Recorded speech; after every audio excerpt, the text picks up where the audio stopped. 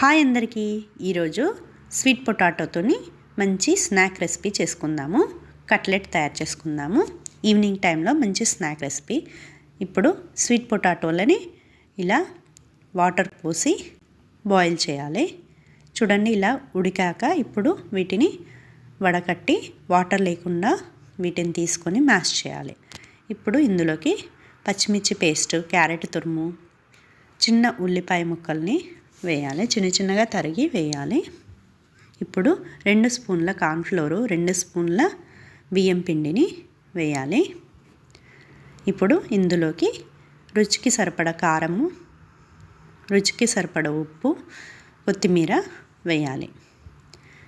ఇప్పుడు వీటన్నింటిలో కొంచెం గరం మసాలా వేసి మంచిగా మిక్స్ చేయాలి.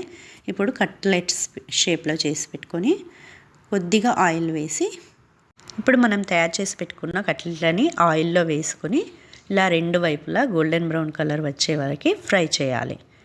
దీనికోసం మనము ఎక్కువ ఆయిల్ యూజ్ చేయాల్సిన అవసరం ఉండదు. కొద్దిగా ఆయిల్ని వేసుకొని ఎంతో హెల్దీ స్నాక్ రెసిపీని తయారు చేసుకోవచ్చు.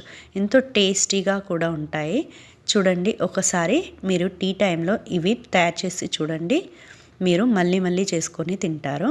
ఇలా అన్నింటినీ గోల్డెన్ బ్రౌన్ కలర్ వచ్చే వరకు ఫ్రై చేసుకోవాలి.